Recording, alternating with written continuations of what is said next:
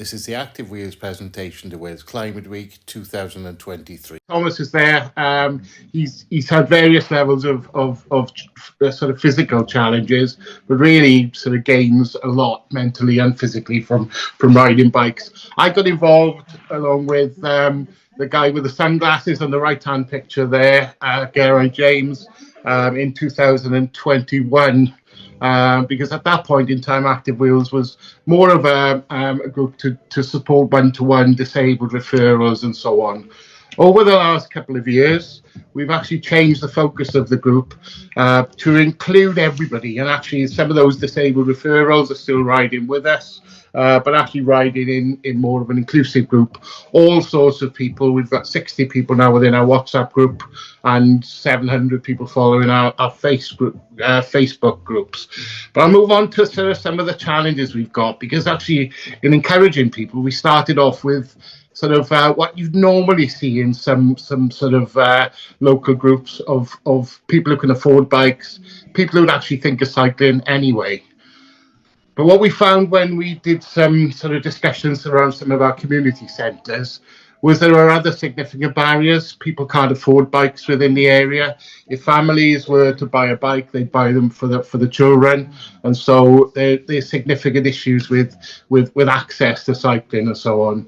So one of the things we've done in the last year is, with the support of Sport Wales and with their Be Active fund, we've put in for a grant, and we've had a storage container, 10 community bikes, helmets, locks, and lights and so on. And with the support of some shared prosperity funding from Merthyr Tydfil Borough Council, we've had bike maintenance stands and bike equipment and mud guards and so on, so that those bikes can be maintained, and they are available free to use and free to borrow for all our rides and activities and so on to anyone completely.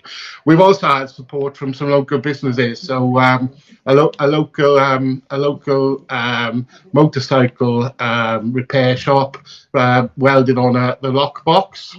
And we've also had three trikes donated to us, which are now free to use and of use. And more recently, Principality Building Society donated a side-by-side bike to us, and so again you'll see that's having a huge impact in bringing more people into cycling. In doing that, we sort of try and make adaptations and help people, and the pictures on this page show a number of people who we've helped over the last 18 months or so. Bottom left-hand corner is Luke. Luke has Down syndrome, non-verbal, but actually you can when he turns up on a Sunday afternoon for a trike ride on the track at Avontaff School, you could just see how much he enjoys it. His mother says he doesn't do anything he doesn't want to do, but he really lives for coming to do that. And what we do is other members of the group meet up and we ride around. And Luke will tend to ride probably 4 miles around the track before he sort of finds that he's getting tired and so on. So that really is brilliant. The picture next to Luke, the guy on the light-coloured bike with the grey trousers on there, his name's Carl. Carl was born and bred in Merthyr. He moved to California, was a truck driver, and had a family, 2 children. He had a significant mental breakdown, lost his family, lost his job, and has ended up now living back in Merthyr Tydfil in a 1-bedroom flat, and suffers considerably with some of his mental health illnesses. Carl joined the group about 6-7 months ago on a bike that was too big for him and didn't work particularly well. So he spent time riding the community bikes we have. He actually now is a key holder for the locker and helps people to access the bikes that way. And he saved up, and he's recently got a really good deal and has got himself an e-bike. So it really is changing Carl's life around. Above that picture with Carl is a guy called Chris Aylward, who volunteers time with us. Chris runs his own bike repair company called Bike Workshop Merthyr. He's working on a donated bike in that picture, for a lady who's joined the group, and she only has the use of one hand. She has no fingers on her other hand. But actually, the hand she can use was the front brake of the bike. So obviously, what we wouldn't want to do is riding a bike and then using just the front brake. So we removed the front brake and moved the brake to the other side. And that bike was donated by a member of, just a well-wisher and a member of the community of Merthyr. So that's been put to great use. You can see we always have the social aspect of it. So there's some great pictures here of us. Windsor Hotel in Merthyr Vale has been really supportive, gives us cheap, free coffee and cheap breakfasts. We do things like Santa Rides. Our Santa Ride was actually on Sunday. We're often up around up to Ponsticke Station, and the people at Brecon Mountain Railway are really supportive of us. And it's just, as much, it's all about the sort of fun and the socialising, as well as using the bikes and actually getting people confident in actually using the tracks and trails. And then when you come down to removing the barriers, we'll all be familiar with the pictures that we get on the left-hand side of the screen. So A-frame barriers, horse passes, steps that are actually barriers to using bikes and wheeling and wheelchairs and even pushchairs and so on there.